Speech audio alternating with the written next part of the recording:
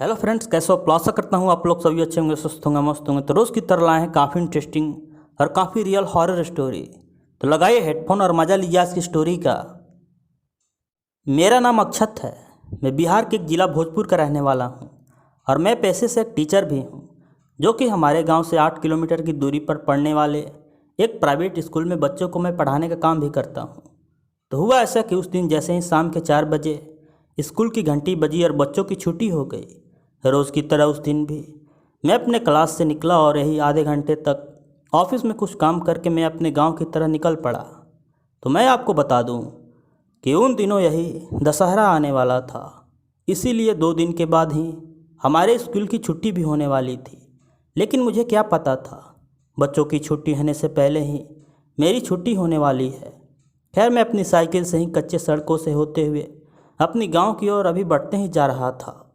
तभी मुझे उसी रोड के किनारे एक नवजात बच्चे की रोने की आवाज़ सुनाई दिया। तो मैं उस दिन अपनी साइकिल वहीं रोककर जब अपनी नज़र चारों ओर दौड़ाई, रोड के किनारे एक गड्ढे में मुझे उस समय एक बहुत बड़ा घड़ा दिखा, जिस पर कुछ सिंदूर और हल्दी से लिखा हुआ था और साथ ही उस पर कुछ चित्र भी बने हुए थे। मैं उसी वक्त बिना सोचे समझे ही जब उस घड़े के पास पहुंचा, तो मैंने देखा उस घड़े के ऊपर का एक भाग एक लाल कपड़ा से बांधा गया था और अभी भी उस घड़े से किसी बच्चे की रोने की आवाज़ आ रही थी। मैं उसी समय उस घड़े से उस लाल कपड़े को हटाया तो मैंने देखा उसमें एक नवजात लड़की थी जो रो रही थी और उसके पूरे शरीर में लाल रंग की सिंदूर भी लगाया हुआ था। खैर, मैं जल्दी से वहीं पड़ा एक पत्थर से उस घड़े को फोड़ दिया। उस घड़े को जैसे ही तोड़ा, वह लड़की अचानक ही मेरे सामने एक डरावनी चीख के साथ धुएं के रूप में उस घड़े से निकलकर गायब हो गई, जिसे देख मैं उस दिन इतना डर गया कि वहाँ से उस दिन मेरे पैर भी नहीं हिल रहे थे। लेकिन उस दिन अब अंधेरा होने वाला था। खैर, उस शाम मैं जैसे तैसे अपने घर पहुँचा और मैं बिना अपने घर वालों को कुछ बताए बिना ही अपने कमरे में जाकर लेट गया। तो मैं आपको बता दूं कि उस घटना के बाद मैं इतना तो समझ ही चुका था कि मेरी इस बेवकूफ़ी की वजह से मेरे ऊपर बहुत बड़ी मुसीबत आने वाली है। खैर, उस शाम मैं थोड़ा बहुत खाना खाकर जल्दी ही छत पर जाकर सो गया, क्योंकि सुबह ही जल्दी से उठकर मुझे अगले सुबह स्कूल भी जाना था। उस रात मुझे यही 12 बजे तक नींद नहीं आई। फिर जैसे ही आधी रात बीती और यही 1 बजे अचानक से मुझे नींद आ गई। लेकिन उस रात जैसे ही 3 बजे मेरी नींद फिर से खुल गई। लेकिन मैंने देखा मेरे ठीक बगल में एक डरावनी औरत खड़ी थी। मैं उसे देख इतना डर गया कि उसी समय वहाँ से भागा और सीढ़ियों से उतरकर नीचे अपने कमरे में चला गया। लेकिन उस रात वह औरत वहाँ भी मेरा पीछा नहीं छोड़ी। मैं अभी जैसे ही अपने बिस्तर पर लेटा यही सब सोच ही रहा था कि तभी अचानक से मेरी छाती में बहुत तेज़ दर्द होने लगा। मानो उस रात ऐसा लग रहा था मेरी छाती के ऊपर किसी ने बहुत भारी वजन रख दिया हो। फिर मैं जैसे ही उठा तो मैंने देखा वही चुड़ैल मेरे कमरे के कोने में खड़ी थी और कुछ मंत्र बोल रही थी। मैं उस रात समझ गया कि शायद मेरा मरना अटल है। यह मेरा तब तक पीछा नहीं छोड़ेगी जब तक यह मुझे मार नहीं देती। मैं उसी वक्त अपने रूम से निकला और सभी लोगों को जगाकर अपने साथ घटने वाली यह भूतिया घटना को विस्तार पूर्वक बता दिया। खैर, दूसरे दिन ही सुबह मेरे पापा हमारे घर पर एक ओझा को लेकर आए।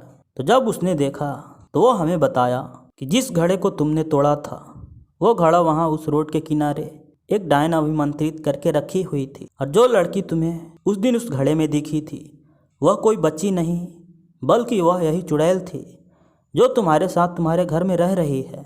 यह तो तुमने मुझे यहाँ बुलाकर अच्छा ही किया, वरना विजयदशमी के ठीक पहले यह तुम्हें खून की उल्टियाँ करा करा कर तुम्हारी बल्ली चढ़ा देती और यह डायन अपनी सिद्धियाँ में निपुण हो जाती। खैर, वे बाबा जी मुझे तो किसी तरह ठीक कर दिए, लेकिन अब मेरी हालत बिगड़ने लगी थी, जिसके बाद मैं इतना कमज़ोर पड़ गया कि मुझे 15 से 20 दिनों तक हॉस्पिटल में ही रहना पड़ा।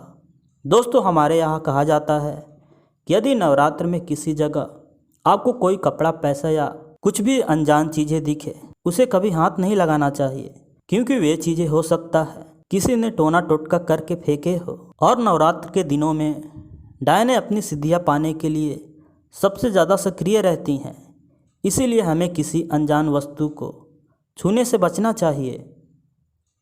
मेरा नाम प्रिया यादव है। मैं जो ये घटना बताने जा रही हूँ वह मेरे बड़े पापा के साथ तब घटा था जब वे हमारे पुराने वाले घर में यानी हमारे गांव में रहते थे। हालांकि अब हम अपने नए घर लखनऊ में रहते हैं। तो उन दिनों हमारे यहाँ गन्ने की खेती होती थी। बड़े पापा उन दिनों सुबह के कभी 4 या 4:30 बजे के करीब उठकर गन्ने की रोपाई करने के लिए खेतों में चले जाते थे। हालांकि जब भी वे खेत पर जाते उनके साथ सागर चाचा जाते थे, जो हमारे पड़ोस में रहते थे। तो यही एक रात जैसे ही 2:30 बजे उस रात मेरे बड़े पापा की नींद खुल गई। तो जब वो उठे तो देखे सागर चाचा उस रात उनके कमरे के बाहर खड़े होकर उनको आवाज़ लगा रहे थे, अरे नरेंद्र, आज खेत पर नहीं चलना क्या?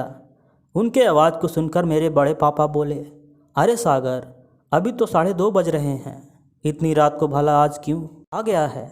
जा अपने घर लौट जा। खैर, अभी इतना कहना ही था कि कमरे के बाहर से अब आवाज़ आनी बंद हो गई और फिर कुछ देर के बाद आवाज़ आने लगी, नरेंद्र, तू अपना दरवाज़ा खोल, मुझे अंदर आना है। तो अब की बार मेरे बड़े पापा समझ गए कि यह सागर नहीं है, क्योंकि सागर इस तरह की बातें कभी भी नहीं करता और ना ही वह इतना जल्दी उठकर खेत पर जाता है। वह तो हर रोज़ मेरे बड़े पापा ही उसके घर में जाकर उसे उठाकर खेत पर ले जाते थे। तभी मेरे बड़े पापा बोले, सागर तू ही है ना? तो वह बोला, हाँ मैं सागर ही हूँ, अब जल्दी से अपना दरवाज़ा खोल ताकि मैं भी अंदर आ सकूँ। बड़े पापा उस रात दरवाजे के पास खड़े थे और वह बार बार अंदर आने के लिए जिद कर रहा था। तभी उस रात मेरे बड़े पापा जल्दी से एक बाल्टी पानी और उसमें कुछ गंगा जल डालकर घर के अंदर की सीढ़ियों से छत पर चले गए। और जब उन्होंने नीचे देखा तो एक लंबा चौड़ा काला आदमी हमारे गेट के पास खड़ा हुआ था और उसके हाथों में उस दिन एक बहुत बड़ी तलवार भी थी। तो मेरे बड़े पापा उसी समय वे गंगा जल को उसी छत से उस आदमी के ऊपर उड़ेल दिए। तो मेरे बड़े पापा बताते हैं, जब उस रात वह पवित्र गंगा जल उसके पूरे शरीर पर गिरा, वह छलावा उसी समय एक आग का शोला बनकर वहाँ से खेतों की ओर चला गया। इसके बाद जैसे ही सुबह हुआ, जब उस छलावे के बारे में मेरे बड़े पापा मेरे दादाजी और गांव के लोगों को बताएं, वे लोग कहने लगे, उस रात तुमने ठीक ही किया कि तुमने अपना दरवाज़ा नहीं खोला, वरना वह प्रेत या तो तुम्हारे अंदर प्रवेश कर जाता या फिर वह तुम्हें मारकर तुम्हारे ही शक्ल में तुम्हारे घर में रहने लगता। हालांकि इस घटना को बीते बहुत साल हो गए हैं, लेकिन आज भी हमारे गांव में जब कोई 4 बजे के पहले रात को किसी के घर के बाहर दरवाज़ा खटखटाता है या बाहर आने को बोलता है, पहले हम उससे राम राम कहलाते हैं या उसका नाम हम 3 बार पूछते हैं। यदि वो भूत होगा तो वह अपना नाम 3 बार नहीं लेगा और वहाँ से चला जाएगा। हालांकि मेरी दादी बताती है कि इस घटना से पहले भी हमारे गांव में और भी बहुत सी घटनाएं हो चुकी है, इसमें बहुत लोगों की जान भी जा चुकी है, लेकिन यह सब घटनाएं अब देखने को नहीं मिलती। तो आशा करता हूँ आपको ये कहानी अच्छी लगी हो। मिलते हैं नेक्स्ट वीडियो में, तब तक बाय, टेक केयर।